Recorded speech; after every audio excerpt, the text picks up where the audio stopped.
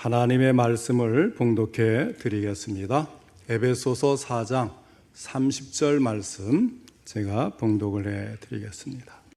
하나님의 성령을 근심하게 하지 말라. 그 안에서 너희가 구원의 날까지 인치심을 받았느니라. 아멘. 오늘은 성령을 근심하게 하지 말라, 이 제목으로 함께 말씀을 듣겠습니다.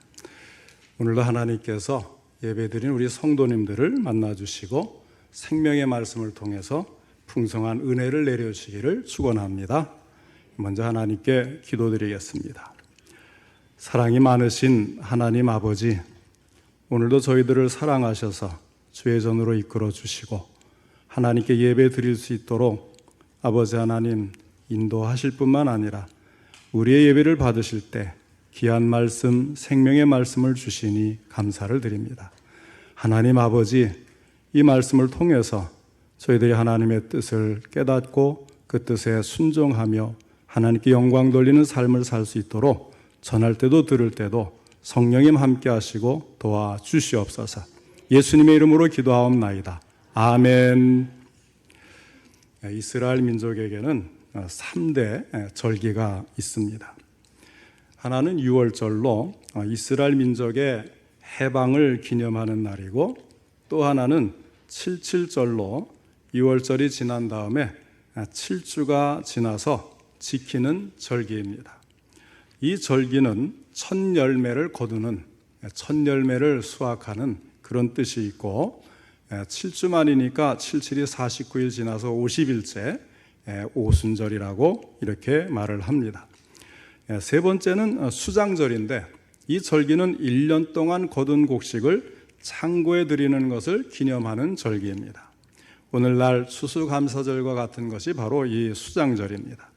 자, 이 3대 절기 중에 오순절에 성령님께서 강림하셔서 신약에 들어와 성령 강림절이 되었습니다. 그러니까 성령 강림절과 구약 오순절은 같은 날인 거예요. 또 기독교에는 예수님과 관련하여 아주 중요한 3대 명절이 있습니다. 그것은 성탄절, 부활절, 성령 강림절입니다. 성탄절은 예수님이 탄생하신 날이고, 부활절은 예수님께서 우리를 위해 죽으시고 3일 만에 다시 살아나신 날입니다. 성령 강림절은 예수님께서 약속하신 대로 예수님께서 보내신 예수님의 영이시며 동시에 하나님의 영이신 성령님께서 오순절에 강림하신 날이 바로 성령 강림절입니다.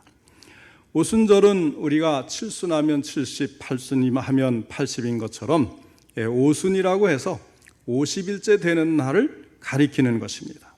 성령 강림은 이처럼 부활절을 지내고 7주가 지나 50일째 되던 날 마가의 다락방에 처음으로 성령님이 강림하셨는데, 이때 예수님의 약속을 믿으면서 한 곳에 모여 기도하던 제자들이 성령 충만을 받았습니다. 예수님의 명령대로 제자들은 약속하신 성령께서 오셔서 능력을 주시기까지 한 곳에서 합심하여 열심히 기도하였습니다. 끈질기게 기도하면서 기다리기를 계속하였습니다. 마침내 오순절에 성령께서 제자들에게 임하셨습니다. 사도행전 2장 2절로 4절에 그 당시 상황을 이렇게 기록하고 있습니다.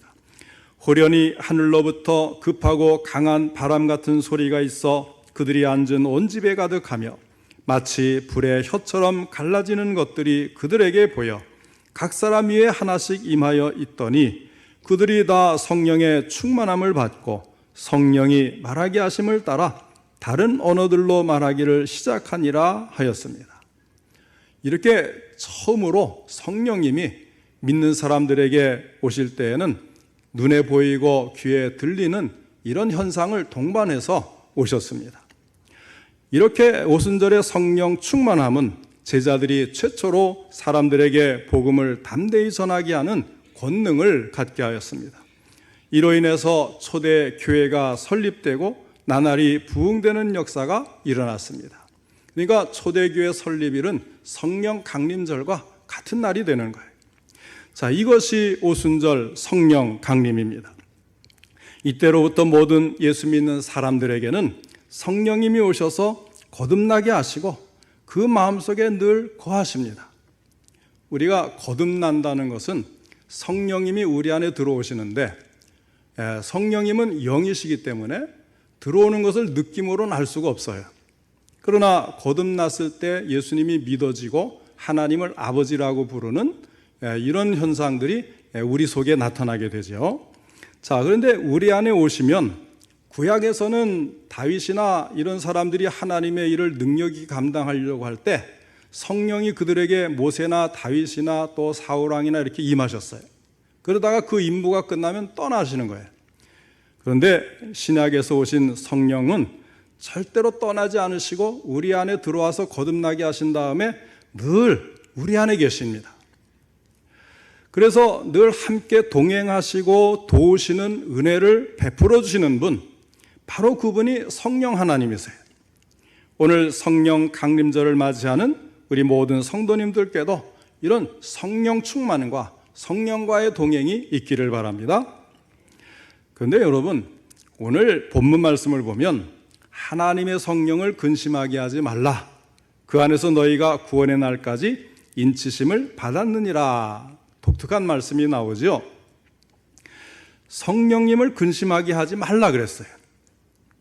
보통은 성령 충만 받게 해달라고 구하고 성령의 은사를 사모하는 마음은 갖고 있는데 나에게 오신 성령님이 어떤 분이신가? 그분에 대한 이해가 부족해서 그분을 근심하게 할 수도 있다. 이 사실을 간과하는 일이 너무 많아요. 안타까운 일이 아닐 수 없어요. 성령의 능력을 힘입고 싶습니다. 성령 충만 주십시오. 성령의 은사로 방언도 하고 싶고 뭐도 하고 싶은데 성령 충만 주십시오. 그런데 그 성령님을 내가 근심시켜 드리는 일이 있을 수 있다는 것을 너무 생각하지 못한다는 거예요. 그래서 오늘은 오순절에 마가의 다락방에 모여있는 제자들에게 임한 성령님은 어떤 분이신가? 이것과 그분이 왜 근심하게 되시는가? 그리고 어떻게 하면 성령님을 근심하게 하지 않고 항상 성령님과 친밀하게 성령 충만한 삶을 살 수 있는가? 여기에 대해서 함께 알아보면서 은혜 받기를 원합니다. 우선 생각해야 할 것은 성령님은 어떤 분이시기에 근심하느냐 하는 것입니다. 이 문제에 대해서 이해하려면 다음에 세 가지 사실에 대한 분명한 인식이 있어야 합니다. 첫째로 성령님은 성부 하나님과 성자 하나님과 구별되는 위격성을 가지신 분이라는 사실입니다. 그래서 우리는 성령 하나님이라고 불러요. 우리가 성부 하나님과 교제하는 일도 중요하고 성자 하나님이신 예수님과 교제하는 일도 매우 중요하지만 성령 하나님과 교제하는 것도 대단히 중요한 일입니다. 성령은 성령 하나님으로서 성부 하나님, 성자 하나님과 함께 삼위 하나님 중에 제3위이신 성령 하나님이십니다. 둘째로 성령님은 구별된 위격성을 가지실 뿐만 아니라 인격성을 소유하신 분이십니다. 그렇기 때문에 우리는 성령님을 어떤 물건이나 아니면 어떤 능력으로 대해서는 절대로 안 되는 것입니다. 성령님은 성부 하나님과 성자 예수님처럼 거룩하신 인격을 지닌 인격체이세요. 인격체라는 것은 감정이 있어서 기뻐하시기도 하고 슬퍼하시기도 하며 사랑도 하실 뿐만 아니라 때로는 오늘 말씀처럼 근심도 하시는 분이라는 것입니다. 따라서 우리는 거룩하신 인격성을 소유하신 성령님을 기쁘시게 하고 성령님을 사랑하고 우리의 모든 정성을 다해서 성령님을 섬기며 영적인 교제를 해야만 합니다. 셋째로 성령님은 우리와 너무나 가까이 계신 분이세요. 성령님을 우리와 함께하는 것을 인식하지 못하면 내가 너무너무 성령님을 많이 근심시켜드려서 성령을 소멸하지 말라는 말씀에 해당이 되는 거예요. 오신 분은 떠나지 않는다 그랬잖아요. 그러니까 소멸하지 않는데 성경은 성령을 소멸하지 말라 그랬거든요. 무슨 뜻인가 하면 마치 성령님이 안 계신 것처럼 내 마음대로 사는 삶이 있으면 그렇게 되는 거예요. 성령님은 우리와 너무나 근접하시고 친밀하신 관계입니다. 자, 우리가 생각할 때에 성부 하나님은 저 높고 높은 하늘에 보좌에 앉으신 분으로 바라봅니다. 성자 예수님은 이제는 지상에서 계시지 않고 승천하셔서 그 거룩하신 보좌의 우편에 앉아 계신 분으로 생각을 합니다. 그러나 성령 하나님은 내 안에 계셔서 나의 작은 죄에도 관심을 가지시고 나의 작은 언어 한마디에도 관심을 갖고 계시고 나의 허물로 인하여서 근심하시고 슬퍼하시는 분이십니다.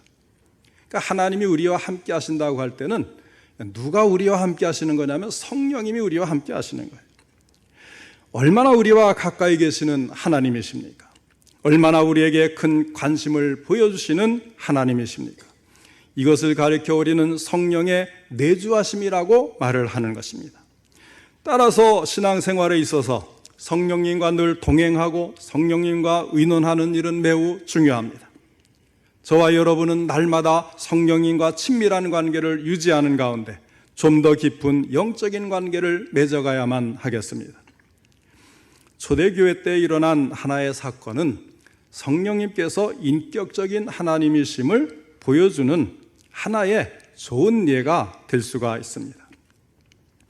교회가 처음 지상에 설립되었을 당시에 은혜 받은 많은 성도님들이 자유롭게 헌금을 해서 그 헌금으로 구제도 하고 유무상통하고 어려운 성도들이 지내기에 어려움 없게 하시고 성도의 교제를 나누며 지냈습니다. 그때에 바나바가 자기의 재산 전부를 바치니까 온 교회가 그를 존경하는 것을 보고 아나니아와 삽비라가 영웅심에서 자신들의 재산 전부를 처분하여 헌금하기로 작정을 합니다.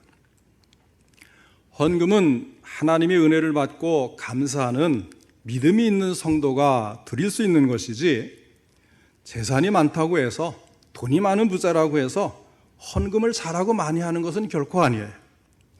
더욱이 아나니아와 삽비라처럼 자기의 재산 전부를 바치려고 할 때는 기분이나 영웅심으로는 불가능하고 하나님께 전적으로 믿고 헌신하는 마음이 있어야만 가능한 것입니다.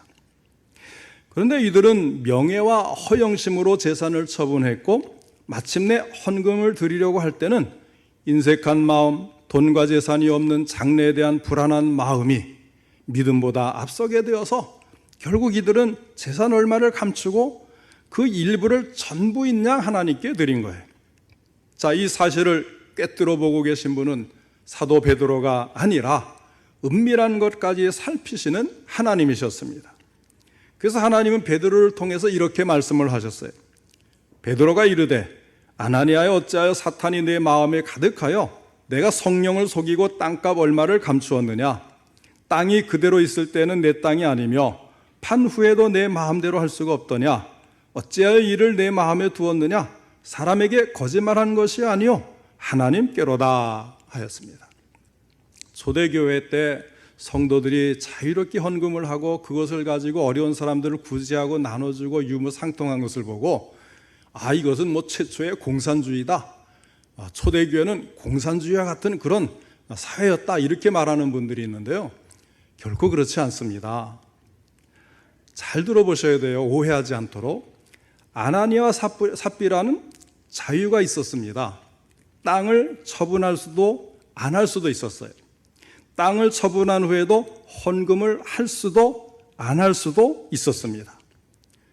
내 재산이니까 사유재산이 인정이 되니까 이런 자유가 보장이 되어 있음에도 불구하고 그는 땅을 처분했고 또 헌금을 하기로 작정을 했는데 일부분만 드릴 수 있는 자유가 있었거든요. 그런데 일부분만을 드린 자체가 잘못이 아니라 일부분을 마치 전부인 양 드리면서 거짓말을 한 것이 잘못이었습니다. 누구에게 거짓말을 했습니까?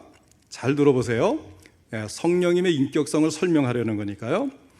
그래서 성령의 은혜가 충만하였던 초대교회에 씻을 수 없는 오점을 남기게 되었어요. 오순절 마가의 다락방에서 기도하는 120명의 제자들에게 성령이 임하셔서 충만해서 정말 너무 즐겁고 복음도 힘차게 전하고 또 교인들이 이제 세례를 받고 3,000명, 4,000명이 모이면서 3,000명, 5,000명이 모이면서 이제 이 참 성령님의 다스림을 받는 교회로서 아름답게 성장해 나가는데 성령님을 속이는 이런 초대교회에 씻을 수 없는 오점을 남기게 된 것입니다. 그러나 오늘 우리가 주목하려는 것은 아나니아의 사건 그 자체가 아니라 아나니아의 불의한 행동을 지적하면서 베드로가 한 말이었어요. 베드로는 그들의 행동이 성령을 속이는 것이었다, 이렇게 말씀을 하고 그 다음에 이것은 하나님께 거짓말하는 것이다, 이렇게 두 가지를 같이 말씀을 한 거거든요. 다시 말하면 성령님과 하나님을 조금도 구별하지 않고 동일시해서 말씀했다는 이 사실을 통해서 베드로는 성령은 하나님이시고 하나님은 성령이시기 때문에 이들은 삼위일체의 그 일체가 되시는 분이시구나, 이런 것을 우리가 알게 해주는 말씀이라는 거예요. 따라서 성부 하나님이 인격적인 분이신 것처럼 성령도 인격적인 하나님이실 수밖에 없습니다. 그럼에도 불구하고 성령에 대하여 많은 사람들이 가지는 잘못 중에 하나는 성령의 인격성에 대해서 정확하게 믿지를 않거나 오해를 하는 것입니다. 성령의 인격성에 대한 오해는 기독교 초창기부터 시작을 하였습니다. 그리고 종교개혁 시대에도 소시니안 파라든지 유니테리안 파라든지 이런 사람들은 성령의 인격성을 공개적으로 부인을 하면서 이단 판정을 받은 사람들이에요. 그리고 요즘도 각종 이단 종파와 자유주의 신학자들은 성령의 인격성을 부인합니다. 우리가 누구나 잘 알고 있는 이단 종파 여호와의 증인은 하나님의 삼위일체를 부인할 뿐만 아니라 성령 하나님 이렇게 인정하는 것이 아니고 하나님이 가지고 있는 어떤 힘, 능력 또는 가마력, 이런 것으로 해석을 하는 거예요. 이런 해석은 매우 잘못된 이단 사상인 것입니다. 성령을 속이는 것이 바로 하나님을 속이는 것이라는 말은 성령은 하나님과 일체가 되실 뿐만 아니라 그분은 성부 하나님과 같은 인격적 하나님이심을 말씀해주고 있습니다. 이것을 분명히 믿고 우리 성도님들은 정통신앙을 가지시기를 바랍니다. 그러면 영적 존재가 가지는 인격의 특성은 또 무엇입니까? 예수님께서는 요한복음 14장 26절에서 아버지께서 내 이름으로 보내실 성령, 그가 너희에게 모든 것을 가르치고 말씀을 합니다. 성령님이 인격적인 하나님이시기 때문에 우리를 가르치는 지적인 활동을 하실 수가 있는 것입니다. 요한복음 15장 26절에서는 아버지께로부터 나오시는 진리의 성령이 오실 때에 그가 나를 증언하실 것이요 라고 말씀을 하였습니다. 이것도 성령님이 인격적인 하나님이시기 때문에 그분은 우리에게 예수님을 증거하실 수 있다고 하는 것입니다. 그래서 성령님이 우리 안에 오셔서 우리가 예수가 믿어지고 거듭나게 되면 그전에는 알지 못했던 성경 말씀이 읽으면 이해가 되는 거예요. 설교를 들으면서도 전에는 이런 황당한 말 이렇게 생각하다가도 거듭난 사람은 그것을 들으면 믿어지게 되고 이해가 되는 거예요. 그리고 이제 성령님은 의지가 있으셔서 의지적인 활동도 하시는 것이 사도행전에 보면 바울의 선교 여행에서 처음에는 이제 지금의 튀르키예까지 소아시아의 아시아 지역만을 이제 대상으로 전도를 하지 않습니까? 그런데 성령이 사도행전 16장 6절에 보면 성령이 아시아에서 말씀을 전하지 못하게 하시거늘 했고 또 무시아 앞에 이르러 비두니아로 가고자 했으되 예수의 영이 허락하지 아니하시는지라. 이것은 성령님의 인격성 중에서 우리가 하는 것을 막으시는 의지적인 활동을 말씀하고 있는 것입니다. 물론 그것은 이제 유럽 쪽으로 복음이 넘어가도록 하려는 의지를 가지고 계신 것이죠. 자, 한 가지만 더 성부 하나님과 성령 하나님을 비교해서 말씀을 드리겠습니다. 노아의 홍수 사건 당시에 하나님께서는 지상에 사람의 죄악이 세상에 가득함과 그의 마음으로 생각하는 모든 계획이 항상 악할 뿐임을 보시고 땅 위에 사람 지으셨음을 한탄하사 마음에 근심하셨다. 거기에는 하나님께서 근심하셨다. 인간의 죄악을 보고 이렇게 말씀을 합니다. 인격적인 하나님이시기 때문에 한탄도 하시고 근심도 하시는 거예요. 그런데 이사야 63장 10절에 보면 이스라엘이 하나님을 반역하여 주의 성령을 근심하게 하였으므로, 이스라엘이 우상 숭배를 하고 죄를 짐으로 해서 성령을 근심하게 했다고 말씀을 하는 것입니다. 성령도 사람들의 죄를 보시면서 근심하시는 것을 보여주는 말씀입니다. 자, 이 구절들은 성부 하나님과 성령 하나님의 느낌과 생각에는 아무 차이가 없는 것을 가르치면서 성령의 인격적 활동의 감정적인 면을 나타내고 있습니다. 인격이라는 게 뭐예요? 지정의가 있는 존재가 인격 아니겠어요? 그러니까 지적, 정, 감정적, 그 다음에 의지적, 이런 것을 가지고 있는 인격적인 분이 성부 하나님이시고 성자 하나님이시고 동시에 성령 하나님이시라는 거예요. 성령님은 우리 믿음의 성도들에게 많은 축복들을 주시기를 원하시는 하나님이십니다. 그런데도 우리의 마음속에 성령님을 모셨음에도 축복을 받지 못하는 이유가 무엇일까요? 그 이유는 바로 성령님을 근심하게 만들기 때문입니다.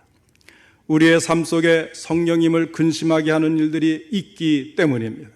그러므로 성령 강림절을 맞이하여서 성령 충만을 구하는 것도 필요하지만 무엇보다도 우리 안에 들어오신 성령님을 우리 성도님들은 근심하게 하지 말아야 할 것입니다. 마지막으로 생각할 것은, 그러면 우리의 무엇이 성령님을 근심하게 만드느냐 하는 것입니다. 오늘 본문의 말씀은 우리와 늘 함께 계시는 성령님을 근심하게 하지 말 것을 특별히 강조하고 있습니다. 그러면 어떤 일들이 성령님을 근심하게 만듭니까? 첫 번째로 우리가 예수님을 믿기 이전에 불신자의 죄 상태로 돌아가는 일을 성령님은 근심을 하십니다. 예수님을 믿기 이전에는 무슨 죄를 지어도 노름을 한다든지 또 더 악한 어떤 죄를 범한다든지 그 어떤 것도 아무런 문제가 되질 않죠. 경찰에게만 들키지 않으면 되는 거죠. 그런데 중요한 것은 우리가 예수님을 믿은 순간부터는 회개를 하고 그러한 죄들로부터 완전히 떠난 삶을 살아야 한다는 것입니다. 예수님을 믿기 전에는 얼마든지 세상의 죄와 벗삼아 살 수가 있습니다. 하지만 예수님을 믿은 후에 다시금 이전의 세상적인 삶으로 돌아가는 것은 안 된다는 것입니다. 왜냐하면 그것이 바로 성령님을 근심하게 하는 일이기 때문입니다. 이러한 현상에 대해 성경은 뭐라고 말씀하냐면요, 개가 토한 것을 다시 먹는 것과 같다, 이렇게 비판을 하는 것입니다. 고린도후서 5장 17절에 그런즉 누구든지 그리스도 안에 있으면 새로운 피조물이라, 이전 것은 지나갔으니 보라 새 것이 되었도다 하였고, 에베소 4장 22절로 23절은 너희는 유혹의 욕심을 따라 썩어져가는 구습을 따르는 옛사람을 벗어버리고 오직 너희의 심령이 새롭게 되어 하고 말씀을 합니다. 그럼에도 불구하고 우리가 불신자 시절에 범했던 죄로 돌아가는 일은 바로 성령님을 근심하게 만드는 어리석은 일입니다. 육체의 욕망을 따라 사는 것, 거짓과 불의와 악과 온갖 술수를 말하고 행하는 것, 술 취함과 방탕과 음란, 이런 것들은 성령을 슬프게 하는 일이 틀림없는 일입니다. 성령님을 근심하게 하지 마시고 오히려 성령님을 기쁘시게 하기 위하여 힘쓰는 참된 성도님들 되시기를 바랍니다. 두 번째로 경건 생활의 게으름으로 인해서 성령님은 근심을 하십니다.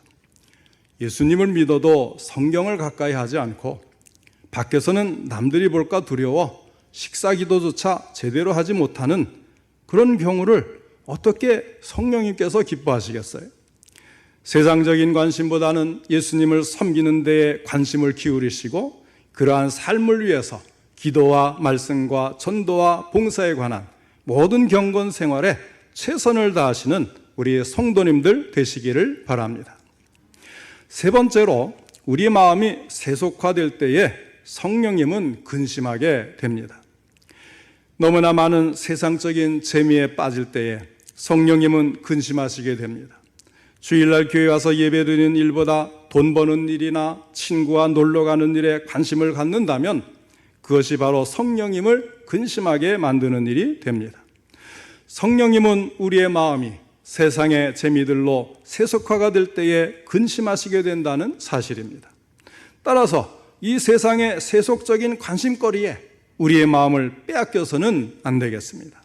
더 이상 세상의 세속적인 재미에 빠져서 성령님과 교통하는 영적인 생활에 소홀히 해서는 안 되는 것입니다. 그 다음에 네 번째로 오늘 성경에 나온 아나니아와 삽비라처럼 하나님을 속이는 삶을 살 때에 성령님은 근심하게 됩니다. 거짓말을 하고 거짓된 행동을 하는 것보다 더 하나님을 근심하게 만든 일은 없는 거예요. 항상 진실하고 정직해야 하고 그렇지 못할 때에는 반드시 회개해야 합니다. 그리고 다섯 번째로 교회가 신학적인 오류에 빠져 진리에서 멀어질 때에 성령님은 근심하시게 됩니다. 지난 2000년의 기독교 역사를 보면 신학적인 내용과 주장들이 성경의 진리를 바르게 따라 나아가면 하나님의 축복하심이 있었고 성령님의 역사하심이 있었고 교회가 부흥하고 많은 신자들이 교회에 들어왔습니다. 그러나 성경의 정통과 진리와 동떨어진 신학적인 오류가 있을 때는 그러한 것에 성령의 역사가 일어나지 않고 반대 현상이 나타나는 거예요. 왜냐하면 성령께서 기뻐하지 않으시고 근심하기 때문입니다.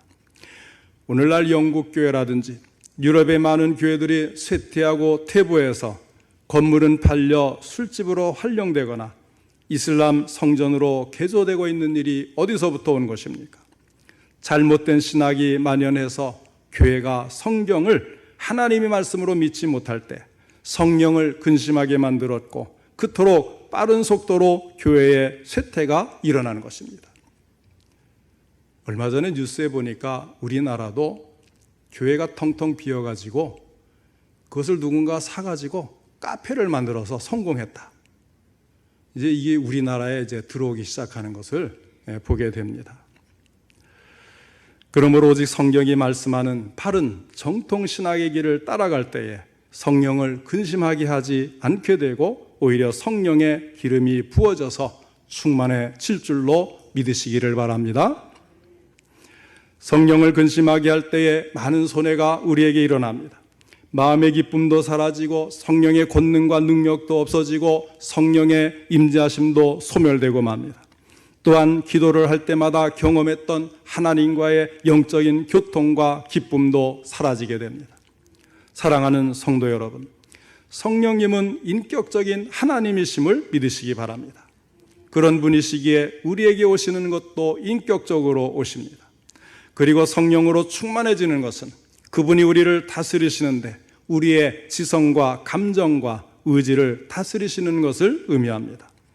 그러므로 성령을 충만히 받았다고 하면서도 성령이 요구하는 건전한 인격을 소유하지 못한 신자들, 사고와 생각이 성령님의 생각처럼 건전하지 못한 신자들, 생활과 행동이 불건전한 신자들은 참으로 인격적인 성령이 임하고 그분으로 충만한지 다시 한번 자신을 점검해 봐야 되는 것입니다.